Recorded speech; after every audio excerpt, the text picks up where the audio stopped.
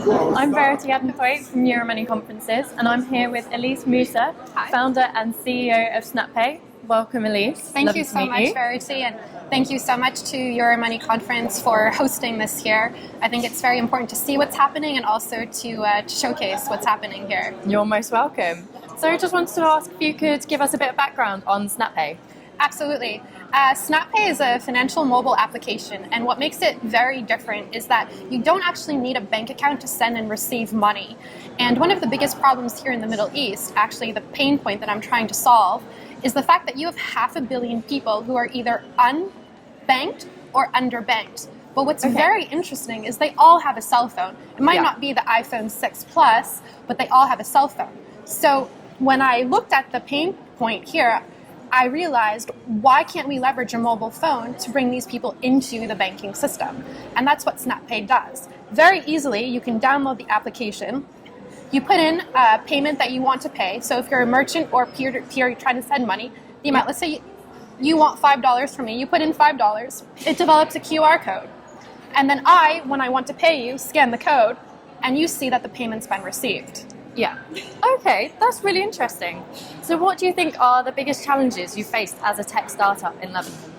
That's a very interesting question, and I'd like to actually make a comparison between the US and Beirut. So I was born here, but I left as a baby, and I grew up and studied in the US. I actually ran a couple of startups in the US. And what I find very interesting is that here in Lebanon, there are about, actually in the Middle East, 35% of entrepreneurs are females, whereas in the US it's slightly less. I'd like to gather some data points to see what amount of venture funding females get in Lebanon, but I know in the US it's about 4.2%, which is extremely low. Overall, here in Lebanon, it's actually very empowering to be a female entrepreneur, but at the end of the day, I'd like to follow the money, and I can't really say it's good or good enough until we have funding in our pockets. Great. So is the ecosystem for startups and entrepreneurship in Lebanon proficient? There is a lot of excitement. I actually arrived to Beirut in December of 2012 before the central bank circular. I had a bad shopping experience. They wouldn't accept my $100 bill, which is how I came up with the idea of Snapay. And when I realized, the more research I did, that 500 million people were underbanked in the Middle East, then I felt compelled to go on a mission to be able to bring people into the financial system. And I think that the way Facebook connected people through communications and friendships, I think if we can do that on a financial level with people, we can increase their economic status and have a more prosperous, peaceful world. In terms of a startup being easy, in Lebanon, it's never easy in any other country, anywhere in the world. You've got to learn to take no and to hustle and to really believe in what you're doing. Here, there's a lot of support, but at the end of the day, I'd like to see more entrepreneurs that haven't made it big yet be featured, be highlighted, and I'd like to see 50% of every single panel be female. Okay.